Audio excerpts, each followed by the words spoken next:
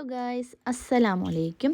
നമ്മൾ കുറേ ദിവസത്തിന് ശേഷം ഒരു ലോങ് വീഡിയോ ആയിട്ടാണ് വന്നിട്ടുള്ളത്, അതും കുക്കിംഗ് വീഡിയോ. അപ്പോൾ നമ്മൾ ഇന്നത്തെ സ്പെഷ്യലായിട്ട് ഉണ്ടാക്കുന്നത് നമ്മൾ പാവയ്ക്ക വറുത്തരച്ച കറിയാണ്. ആദ്യം കയ്പൊന്നുമില്ലാത്ത നല്ല അടിപൊളിയായിട്ടുള്ള പാവയ്ക്ക വറുത്തരച്ച കറി ഇവിടുത്തെ ഉമ്മച്ചിയുടെ സ്പെഷ്യലായിട്ടുള്ള ഒരു റെസിപ്പിയാണ്. അപ്പോൾ നമുക്ക് വീഡിയോയിലോട്ട് പോയാലോ. പാവയ്ക്ക വറുത്തരച്ച് കറി ഉണ്ടാക്കാനായിട്ട് വേണ്ട ഇൻഗ്രീഡിയൻസ് എന്തൊക്കെയാണ് നമുക്ക് നോക്കിയാലോ. പാവയ്ക്ക ഇവിടെ അത്യാവശ്യം വലിപ്പമുള്ള പാവയ്ക്കാണ് എടുത്തിട്ടുള്ളത്. ഒരു പകുതി തക്കാളി, ഒരു 4 പച്ചമുളക്, പകുതി കഷ്ണം സവാള, ആവശ്യത്തിന് കറിവേപ്പില, ഒരു അരമുറി തേങ്ങ, ഇത് മുഴുവൻ വേണ്ട, ആവശ്യത്തിന് നോക്കിയിട്ട് ഇട്ടാൽ മതിയാവും. ഒരു 3 അല്ലി വെളുത്തുള്ളി, 2 അല്ലി ഉള്ളി, പിന്നെ ആവശ്യത്തിന് പുളിയും കൂടിയാണ് വേണ്ടത്. ആദ്യം വേണ്ടത് നമുക്ക് തേങ്ങ വറുത്തെടുക്കാം.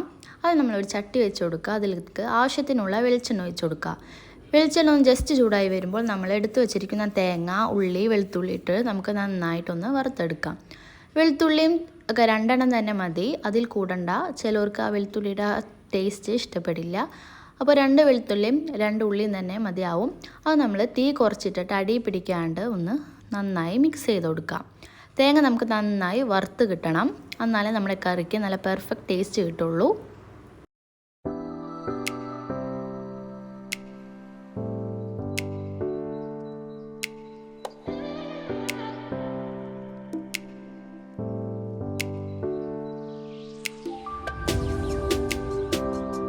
തേങ്ങ നല്ലതുപോലെ വറുത്തെടുത്തിട്ടുണ്ട്. ഇനി നമുക്ക് അതിലേക്ക് വേണ്ടത് പൊടികളാണ്. മല്ലിപ്പൊടി, മഞ്ഞൾപ്പൊടി, മുളക് പൊടി, ഇത് അത്രയാണ് നമുക്ക് വേണ്ടത്.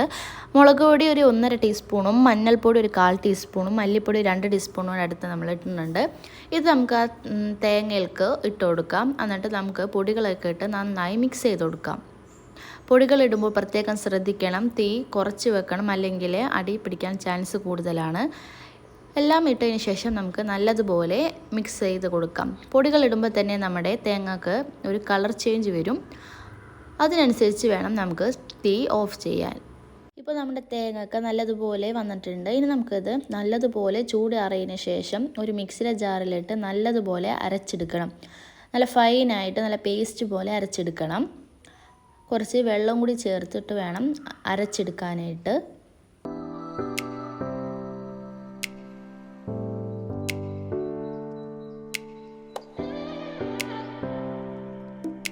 ഇപ്പോൾ നമ്മുടെ അരപ്പ് നല്ലതുപോലെ ഫൈനായിട്ട് അരച്ച് കിട്ടിയിട്ടുണ്ട്.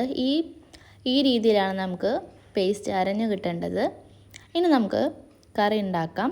അതിനൊരു മൺചട്ടി അടുപ്പത്ത് വെക്കുക. അത് നന്നായി ചൂടായി കഴിയുമ്പോൾ അതിലേക്ക് ആവശ്യത്തിനുള്ള വെളിച്ചെണ്ണ ഒഴിച്ച് കൊടുക്കുക. അതിൻ്റെ വെള്ളമൊക്കെ ഒന്ന് വറ്റിയതിന് ശേഷമേ വെളിച്ചെണ്ണ ഒഴിക്കാൻ പാടുള്ളൂ.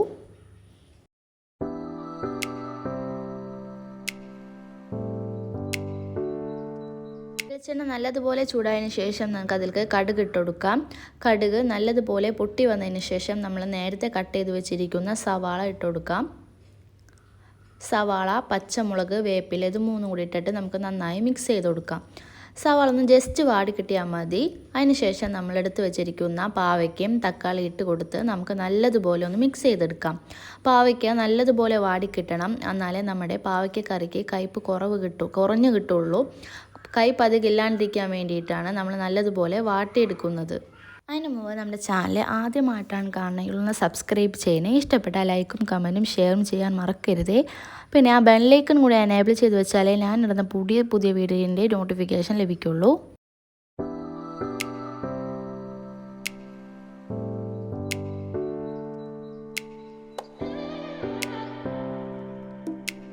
ഇപ്പോൾ പാവയ്ക്കയുടെ കളർ നല്ലതുപോലെ ചേഞ്ചായി വരുന്നുണ്ട്. ഇത് നല്ലതുപോലെ നമുക്ക് ഒന്നും കൂടി വാട്ടിയെടുക്കാം. ഇപ്പോൾ നല്ലതുപോലെ വാടിയിട്ടുണ്ട്. ഈ സമയമാണ് നമ്മൾ ആവശ്യത്തിനുള്ള ഉപ്പിട്ട് കൊടുക്കുന്നത്. ഉപ്പിട്ടിട്ട് നല്ലതുപോലെ മിക്സ് ചെയ്ത് കൊടുക്കുക, എന്നാലേ ഉപ്പ് എല്ലായിടത്തേക്കും എത്തിക്കിട്ടുള്ളൂ. അതിനുശേഷം നമ്മൾ നേരത്തെ എടുത്തു വെച്ചിരിക്കുന്ന പുളിവെള്ളം ആണ് ഇതിലേക്ക് ചേർത്ത് കൊടുക്കുന്നത്. അപ്പോൾ പുളിയുടെ വെള്ളം നമുക്ക് ഇതിലേക്ക് ചേർത്ത് കൊടുക്കാം. എന്നിട്ട് നല്ലതുപോലെ ഒന്നുകൂടി മിക്സ് ചെയ്ത് കൊടുക്കണം. പാവയ്ക്കയുടെ ചെറിയ കയ്പും പുളിയുടെ ചെറിയ പുളിയൊക്കെ ആകുമ്പോൾ നമ്മുടെ പാവയ്ക്കയ്ക്ക് നല്ല അടിപൊളി ടേസ്റ്റാണ് കിട്ടണത്. വറുത്തരച്ച കറി ആയത് കാരണം പെട്ടെന്ന് കേടുവരെയില്ല. അപ്പോൾ പുളി ഇട്ടിട്ട് നമുക്ക് നല്ലതുപോലെ അങ്ങോട്ട് മിക്സ് ചെയ്ത് കൊടുക്കാം. ഇപ്പോൾ പുളി വെള്ളം ഒഴിച്ചിട്ടുണ്ട്. പാവയ്ക്ക നല്ലതുപോലെ വാടിയും കിട്ടിയിട്ടുണ്ട്. ഇനി നമ്മൾ നേരത്തെ റെഡിയാക്കി വെച്ചിരിക്കുന്ന അരപ്പ് നമുക്ക് ഇതിലിട്ട് കൊടുക്കാം. അരപ്പ് ഇട്ടതിന് ശേഷം നമുക്ക് കറി നല്ലതുപോലെ ഒന്ന് തിളപ്പിച്ചെടുക്കണം. നമ്മുടെ കറി വറുത്തരച്ച കറി ആയതുകൊണ്ട് തന്നെ നല്ല തിക്നെസ് ഉണ്ടാവും. അപ്പോൾ അതിൽ നമുക്ക് കുറച്ച് കട്ടി കുറഞ്ഞിട്ട് കിട്ടിയാൽ മതി. ഇരിക്കും തോറും കറിക്ക് കട്ടി കൂടും. അതുകൊണ്ട് നമുക്ക് മിക്സി കഴുകിയ വെള്ളവും കൂടി നമുക്ക് അതിലേക്ക് ഒഴിച്ചു കൊടുക്കാം. അപ്പോൾ നല്ല ലൂസിലാണ് നമ്മുടെ കറി കിട്ടിയിരിക്കുന്നത്. ഇരിക്കുമ്പോൾ തോറും നമ്മുടെ കറിക്ക് നല്ല അടിപൊളി ടേസ്റ്റ് കിട്ടും.